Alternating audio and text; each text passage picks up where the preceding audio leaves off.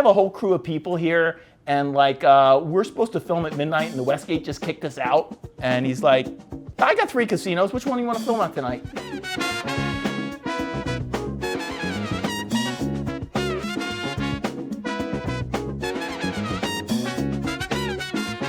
You being an extra in Paul's movie brought me back to a memory of me being an extra in Rocky Balboa. This story is great. I can't wait. So, a friend of mine that I worked with the Sixers named Stu Cohen. Shout out Stu Cohen. He's gonna love this story because it features him. So Stu was the biggest Rocky Balboa fan. Sylvester Stallone, right?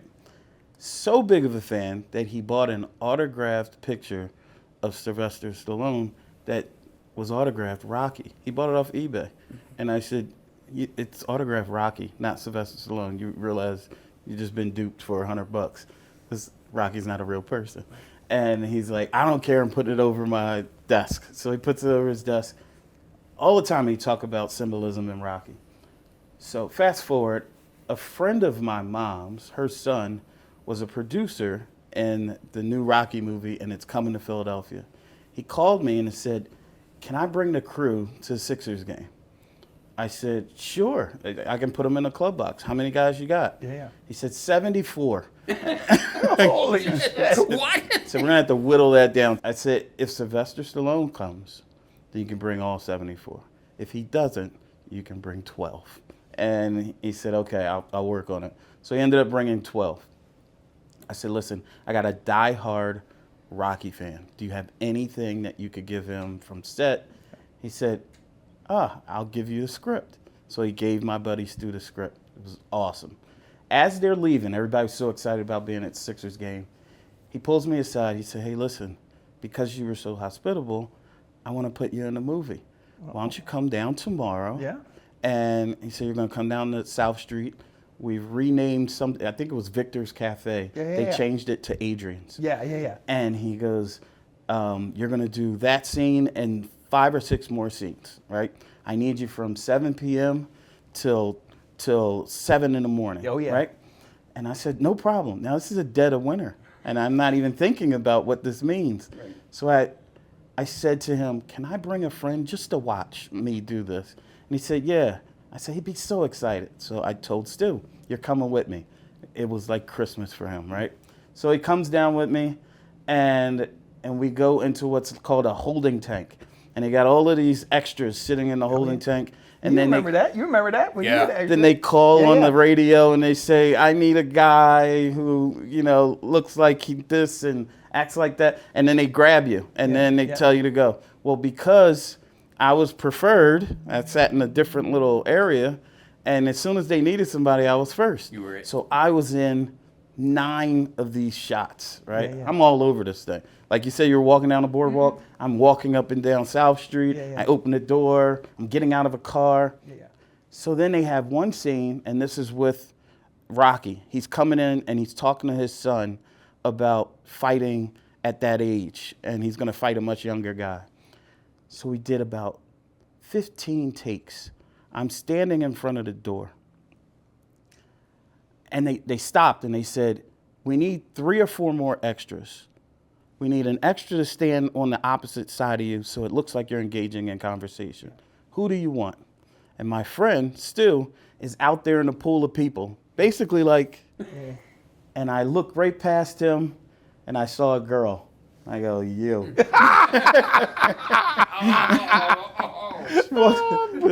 This is karma. She comes in, introduces herself, and she stands on the other side. We do 15 takes. I go, my back is literally frozen solid because they're opening the door. Rocky's coming in every 5 seconds. And I said, would you mind switching for me? And she said, sure, no problem. We switch. We do 1 take of the switch. And then movie wraps. Everybody's happy, blah, blah, blah. Life goes on. I go back to the Sixers, and I can't wait for this movie to come out. I'm telling everybody who'll listen. No. Parking guy, the popcorn lady. No. You're looking at a featured film guy right here. Oh, boy. Here we go. On Delaware Avenue, they had a movie theater. I went and bought a red carpet and put it in my trunk. I convinced my boss at lunchtime, Oh, no. we're going as a group. We're going to watch D. Brooks on the big screen. I rolled out my own red carpet at this. That was weird. I rolled out my own You red ain't get out of carpet. the house, Mike. I walked the red carpet and I had my friends clapping as I'm going. And regular people who are coming to this are looking like, this is some weird stuff. Who the hell is this We guy? go in, we all sit down, and we're watching this film. I could see the shadow of me walking back and forth. Oh, yeah. And I'm like, okay, maybe they shadow that. We watched the entire movie. They show Stu's face because Rocky's standing in front of him in that restaurant, and then he walks away, and you see Stu clear as day. Everybody's like, Stu, there's Stu. Still no D. Brooks, right? And I'm like, but my scene's coming because he's going to walk through that door. I'm standing right beside him. He walks through the door, and it's the girl. You knew that's where that All was you going. see of me is my hands talking to her. And to this day, I'm trying to convince my kids that those are daddy's hands. I'm pausing it and I'm putting my hand there. Look, it's the same motion. This is daddy's hand. You're like, that's not your hand, Dad. You had to get credit for something, brother. It reminds me of two things. Let me tell you one thing it reminds me. I'll never forget, the first day we filmed Inside Game, we do one of the most complicated scenes is the scene in the Philadelphia Hilton where they hatch the plot. And it's actually a very dialogue-heavy scene. Donaghy has an interaction with Batista. They haven't seen each other in years. They don't like each other. A very complicated scene, a lot of dialogue. So I invite all my buddies to be extras for this one. And the director comes by and goes, all right, Martino, I'm filling this whole scene. That's your wife over there. You understand, Martino, if any of them leave before this is over, it will be ruined. I'm like, all right, Randall, what do you mean? He's like, we're going to be here till about 10 a.m. This is about 10 p.m. Yeah. So I go and I got like 3 or 4 of my buddies. I got Eric Verity. You've met most of these. Yeah. Eric Verity, who's a college buddy. Jordana Lacey, who's my high school buddy. Like, they're all the whole scene. I'm like, all right, you guys got to be here till 10 a.m. And they're looking at me and they're like, oh shit, how much I want to do this. But they did. Then they all said yes. But it was really good because the director had to tell me that, because if you've never done this before, you don't realize it's not 15. It can be 45 takes, and it can be covered shots, and then they switch all the camera work, and then they reverse it, and you're sitting there and it's 5 a.m. It's like look, we're in Vegas. It's like that scene in Vince Vaughn in Swingers. Right. Vegas, baby, Vegas. Vegas, baby, Vegas. Vegas, baby, Yes. Vegas. And Yes. he's in the car. At kind of at the end of the trip, he's like, Vegas, baby, Vegas. Like, right? Because you know, when it's 5 in the Yes. morning and you're just like, yeah, Vegas, baby, Not for the Vegas. faint of heart. It Yeah. sure isn't. It is. But the other thing it reminded me of, too, is Brooks told me a story for the first time in a while. I don't know if we'll get all this in, but the guy wanted to bring 74 people. That reminds me of the time that you brought, like, 15 dudes to the white party at Ruben's place. Oh, yeah. Just that kind of reminds me of, you know how to definitely make a scene. It was a Super Bowl party in Florida, and he had extended the invite and said, anybody you want to bring to the Fanatics party, just come on down. You're one of us. You're with us. Come on through. I didn't know what that meant. So it's how it's like Hollywood has its own language. Yeah. Billionaire has its own language, and I'm not there, so I didn't know what he meant. So I told all my buddies that never get to go to Super Bowl parties. I said, I got one for you. We're all getting in. And they flew to Florida. So we walk up, and I see the front door guy, and I said, I'm Derrick Brooks. He's like, oh, yeah, how many you got? Just point to the last guy. And I'm like, all right, the last guy's in right there with the blue hat. So they're walking in, 1, 2, and he's got his little clicker. And then he gestures. He goes, oh, guys, huh? Just that little, huh. It didn't really register right then, but that was the reason I've never been invited to anything else. That's a rookie mistake. Rookie mistake by Brooks. Absolutely. Rookie mistake. And I see Michael, and he goes, For the white party, I'm surprised you didn't try to bring, 14, 15 electricians. And I go, that bouncer, he told on me. The bouncer's quit. Yeah. Well, now you know what the bouncer's job is, Brooks. Yes. The bouncer's job is that. Yeah. I want to tell you one more thing about Salvati while we got him here. So in addition to being gambler extraordinaire and man of the strip, I'm making all this up because he never's on the strip and he never gambles, but he does do a lot of pari-mutuel wagering. He does all the infrastructure stuff. So I have a business partner who was in Vegas, and he had a little problem. Derrick, I want to tell you the story. It's a Sunday in the middle of the summer. My phone rings. I'm back East Coast. I don't know. It's about noon, so maybe about 3 o'clock. Well, it's about noon my time, so it's about 9 a.m. here, right? I'm on the East Coast. My business partner, I work with him on a lot of stuff. He says, Paul, I got a problem. I got my whole family here in Vegas, and I threw out my back, and I can't get out of bed. I can't even get to urgent care. I don't even know where to go. I just thought you might know a guy. I was like, you know what? I do. You know what? I got a guy. I do know a guy. Super Jeff. I know a guy. So I called Jeff. I call him up. I go, Jeff, bro, what's up? He's like, Martino, what's going on? It's like 9, 10 in the morning. Jeff, my business partner, he's laid up in bed right now, and I don't know. Can you give something you can do? He said, well, what do you need? I was like, I don't know. You call him. It was 9 o'clock in the morning. I was at my girlfriend's house in Henderson, which is down here. Sure. He calls, and I call his associate, for lack of a better term. And I said, what's going on, man? What do you need? And he said, do you have anything that can help with back pain, whatever the case may be? And I'm like, well, I think I got some stuff. I said, I could probably deliver some oxycodone and some, other meds to you. Now, I'm in Henderson, her house. I'm living in northwest Clark County, all the way up to Clark County, pick up 10 oxycodone and a nice little care package that he can put on his back, those strips and all that happy horse shit, and hump it down to, where was he staying? Aria. Hump it down to Aria. So that was like just one of those Paul Martino moments. He did it in 1 hour. I did do it quickly. He got that done in 1 hour.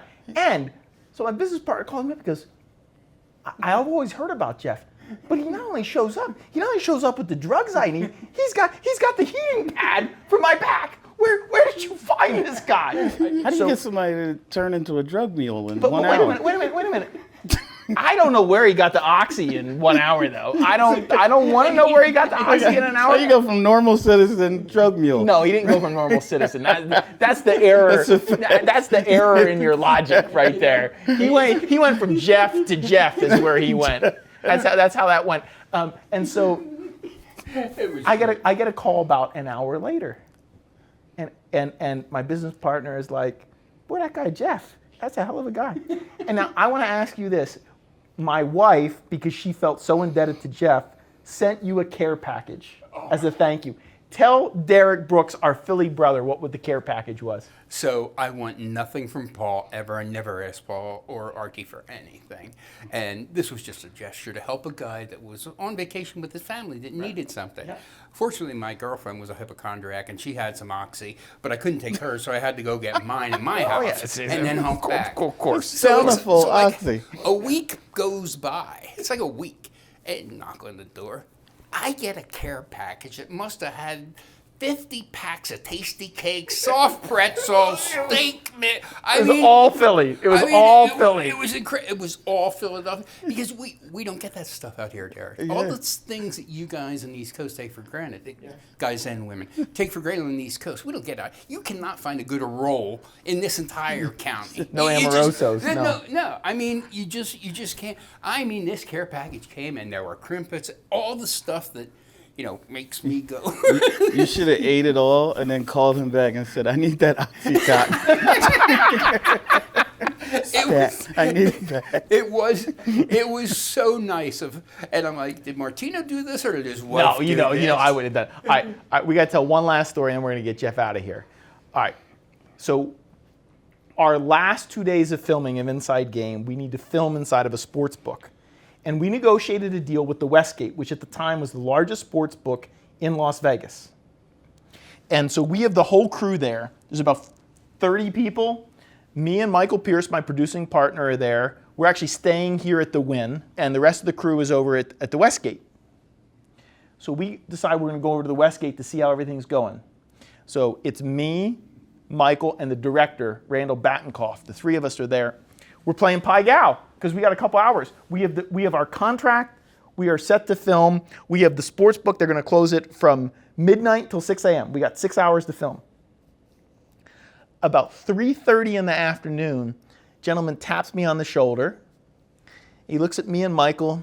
He looks at the both of us. He says, I need you two to collect your chips. So you and your crew are no longer welcome in our casino. This is the Westgate. I said, what do you mean we're no longer welcome in the casino? I said, we have a permit to film at midnight. He says, that won't happen tonight. Wow. So we have the crew, we have the actors, the whole, it's 3:30. We got to film at midnight. And to this day, by the way, we don't know what happened. Here's my theory, just FYI. I think what happened was somebody in legal never realized what the subject matter of the film was about. And so somebody at the very last minute was like, this film is about the greatest sports betting scandal in history. No fucking way are you going to let you film this here. Yeah. But they escorted us all out, and it's 4 o'clock in the afternoon. We're sitting in the Wynn, like literally in a room just like this going, what are we going to do? I called Jeff. I go, Jeff, I have a whole crew of people. He's like, give me a half hour. My phone rings a half hour later. It's Derrick Stevens. Do you know who Derrick Stevens is? You should know who Derrick Stevens is. So look, if you go look down that way, right down there, you see Circa. Okay. That is the world's largest sports book. It's the one that looks like a little ship. You can kind of see it just past the stratosphere. Yep. That is Circa. That was his dream. He's a Detroit guy. He wanted to build the world's most luxurious sports betting parlor. He calls me. He's a billionaire. He calls me. I literally answer the phone. Derrick Stevens, I got a couple casinos here. My buddy Jeff says you got a problem. Oh, I love that. I said, yeah, I sure do. That was cool. I sure do. I'm like, this is unbelievable. Derrick Stevens, the guy building Circa. I was like, yeah, dude, I have a whole crew of people here, and like, we're supposed to film at midnight, and the Westgate just kicked us out. And he's like, I got 3 casinos. Which one do you want to film at tonight? So we end up literally no contract, no nothing, no paperwork. Derrick said to come over, and we just filmed all night. Yeah. We did the contract with the Westgate like 2 months in advance. And this dude's like, yeah, bro, just tell him Derrick sent you. We filmed downtown. We said, screw you guys. And like I said, to this day, we've never gotten an apology. We've never gotten an explanation from the Westgate ever. I think Vegas is a town where you could drop a name, and if you're legit with the name, it works better than contracts. Yep, that's how it was. One of the first times I was out here, Jason Thompson, who played for Sacramento Kings, he was having a birthday. Yep. And I didn't know the Maloof brothers. They owned the Palms. But I knew Jason Kings, wanted to have a basketball birthday party in the Palms, in their basketball suite. I didn't know these guys, so it was going to be a cold call. By chance, I'm walking in. This is Vegas Summer League. I'm walking in, and I represent a kid that was playing on Sacramento Kings named Sean Singletary. Got in a little bit, but wasn't by far the star. So I'm walking in. I see the Maloof brothers. I see Joe Maloof, and he has a guy next to him who Vegas people will know as Sticker. That's his name. I never got his real name, but his name was Sticker. I love it already. A skinny little black dude who was older, who was right by Joe. Yep. Anything Joe needed. So I step onto the floor, and Sticker and I kind of like connect eyes. And so this is something that black people do, is when you see each other and you're in a place like this, you nod. Okay. And so he shakes my hand. He doesn't know me from a can of paint. And I said, what's your name? He says, Sticker. I'm Derrick. And so we start talking. And then Joe joins the conversation. So then I say to Joe, I represent a kid on your team, Sacramento. Yeah. He said, oh, that's great. Then a security guard comes and tells me I got to get off the floor because I don't have the pass. Joe says, he's good. He's with me. Exactly. So I sit down. And we sit the whole game. So he said, if you ever need anything, you call me when you're in Vegas. Yeah. You call me. I said, that's great. So he gives me his phone number, and on the back is also Sticker's number. Mm-hmm. Later on that night, another client of mine, Deontay Christmas, wanted to get into a club called Moon. It was in the Palms Casino. Palms, yeah. The roof retracts so you can see the moon. Yeah, it's a beautiful place. Yep. And so he called me. He said, we're in line. Blake Griffin is when he got drafted. Yeah. Blake Griffin's in line, and he's trying to use his older brother's ID because he wasn't quite old enough. So he had an older brother, Taylor. So he said, we're all in line. They're not letting basketball players in. Like, you got to have money to get in here, right? They're letting all the tall people just stand there while the money goes in. So I said, I'll be right over, because I'm a friend of Joe now. So I get over there, and I said to the bouncer, I said, yeah, I'm a friend of Joe Maloof. I want to get these, 8 guys in and get them a table. And he goes, everybody's a friend of Joe Maloof. He's like, did Joe give you anything? I said, no, he didn't give me anything. I said, but I can call him. And he said, sure, go ahead, call him. He called my bluff. So now I'm in a hard spot because it's 1 a.m. and I got a bunch of basketball players that want to get in. Yeah. And I just put myself on the hook of being Joe Maloof's friend, and I only met him hours before. Yeah. So I said, what the hell? I call. It rings, goes right into voicemail. Yeah. I hang up, but I don't really hang up. I start talking to myself. Joe, yes, it's Derrick Brooks from earlier. Yeah. No, I'm in front of you. What's your name, sir? It's John. He's looking at me like, you're not fooling me. And I goes, John. So yeah, John, he just wanted me to give you a call to see. And John goes, give me the phone, right? And I go, holy shit, John wants my phone. And I'm like babbling. And then out of nowhere, Joe calls back. I can feel it. My phone's buzzing, and I'm like, yes, I got the power. Yeah. So excuse me, John. Joe, Derrick Brooks. He heard the whole exact thing over again.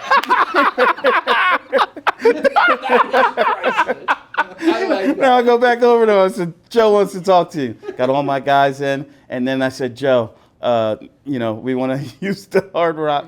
We want to use the basketball court for Jason Thompson's birthday. He was like, oh, no problem. Jason Thompson's my guy. But you notice a trend to all of his stories?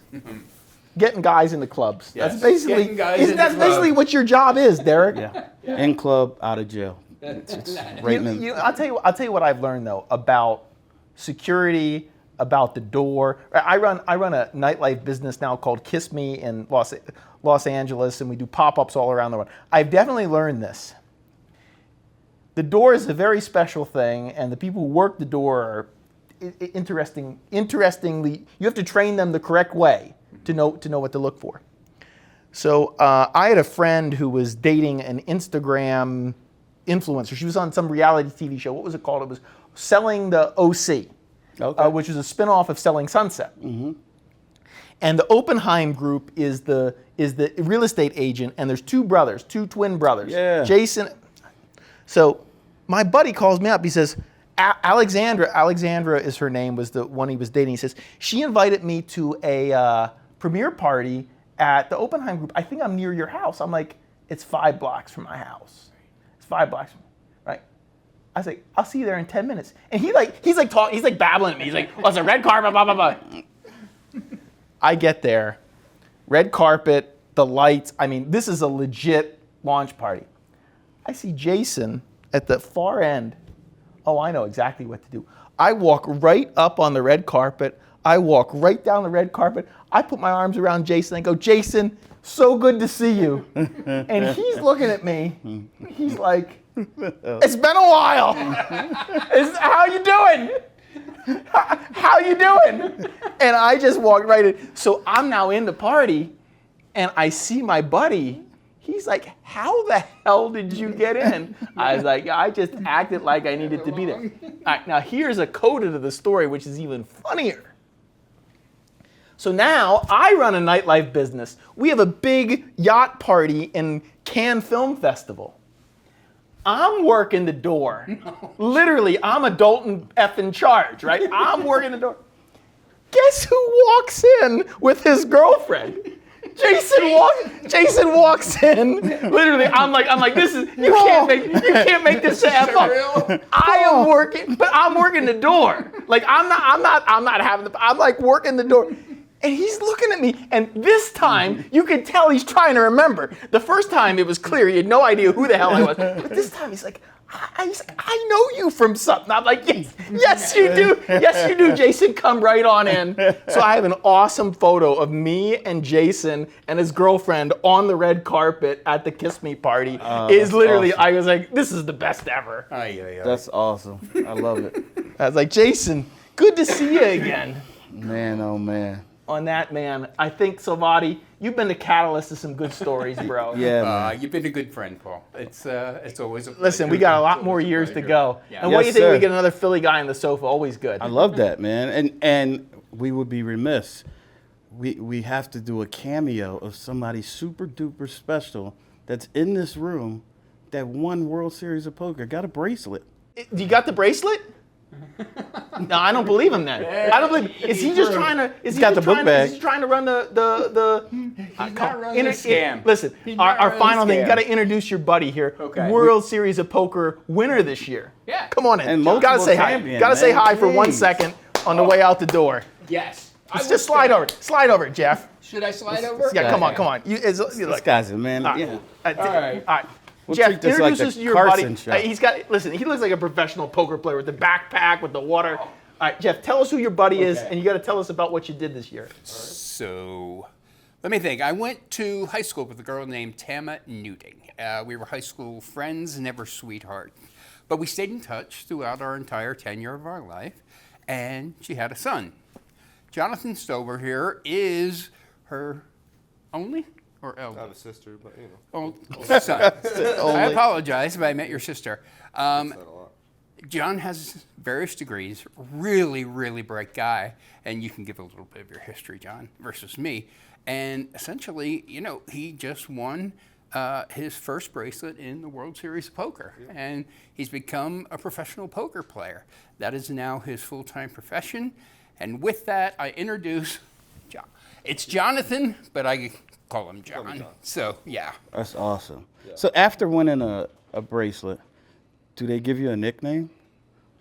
Can you create your own? Large bag of money. Wait, I'll take that Let's over stay on that. nickname. Wait. Well, I'll But take no, that. I like your question about that. But let's stick on the large bag of money. All right. What event? How many players? How much money, bro? It's the 800 deep stack, 4,500. It was 352K for the first. 352K. Do they give that to you in cash if you want it? Or you literally go to the cage and say, I want it in cash. You gotta get him that edge card. Nike like shoe bag. Gotta get him the edge. Nike shoe bag. But by the way, Yeah. I want to let you know this is some additional proof that the little fight I'm in with some of my friends down the strip is correct. In the state of Nevada, if you want it in cash, you can ask for it in cash. Yes. That's what got me in trouble with somebody down the strip down there. Yeah. And that's right. You should, in Nevada, have you to. want it in cash, they got to give it to you. Yeah. Unless the guy just doesn't seem to like you, which is kind of what happened to me. So they didn't not like you over at the Paris. No, they're all smiles. They were all smart. Do they like when they counted out? It's $350,000. That like money counter sound like it was cool. Yeah. Did you tip on that? And how much? So that's like a taboo topic amongst professional poker players. Like $50 bill? No. Yeah. I tipped like it's usually a percentage basically pretty much. Yeah, So yeah. it's like there's like a percentage that you put out and then I'll tip like because it's like when you tip it just gets pulled out and put into like an entire pool. Yeah, that's Right. correct. It's like Right. everyone gets it. Yeah. So like I tipped the people individually that like, you know, off the table Yeah. that like were a part of. I always say, like, when I'm gambling, I play craps. I'm always tipping, especially when I'm winning. And I'm tipping this to the dealer. These are the dealers. Yeah, don't do that, Brooks. And I'm not paying attention because it's like funny money when you're winning, right? It's not until you get in the car that it becomes real money and you're like, I didn't know Sally or Jonathan. I didn't know any of these people that I'm just giving out 50s and 100s to. I want to go back to them and say, I need a little bit of that back. Yes, exactly. No one's tipping me when I craps out. So by the way, him saying that this is a taboo topic, I want to have his back on this, and I want to pose a funny question. How much you tip when you win a big event like that, it's actually a subject of some debate because it's so graduated, right? So first place in the event is like 15% of the whole prize pool. Wow. Right? So the prize pool was probably like $4 million that he got $350,000 of, right? As a round estimate. And the next guy won $200,000, and the guy who came in ninth place won $25,000, something like that. And so it really is a kind of a complicated topic of, especially if you're at the very top, how much you should give the person. But there was a real pain in the ass at this year's World Series of Poker named Kasuf. You ever played with Kasuf? I've not, but I've been close to him. So I've never played Kasuf. Kasuf was just an asshole. He was screaming and hollering and calling the tournament director and this and that. So he got knocked out like 24th. He won 400K, something like 400K. So first place is 10 million in this one. So that place was. So one of the commentators, I think it was Nick Schulman. Nick Schulman was inducted into the Poker Hall of Fame. He's one of the greatest poker players of all time. I played him once or twice. He's a wonderful human being, too. This guy literally gets banned. So after he gets his money, he gets banned. Nick Schulman says something like, I wonder what that poor lady behind the counter said to him when it was time to ask for, do you have any tips for the dealer? And so for anybody who's watching, it's like this awkward moment, which is what we're going into. So can you picture being the person who got stuck with him cashing out after he's been escorted off the property? Excuse me, sir, do you have any money for the dealers? I can only imagine. It was a rant for sure. It was at least a 5-minute rant. Do you have anything for the dealers? I'll bet he got quite a lecture. As a matter of fact, it hasn't been reported exactly why he was banned. I wouldn't be surprised if this is why he got banned. At the cash out, he probably berated that person so badly. That was the reason. They were like, okay, you can holler at the tournament director. You can't holler at the cage lady. Unbelievable. Well, anyway, congratulations to you on a big win. I hope you get a lot more. And by the way, he's a Jersey guy. He knows all about jug handling.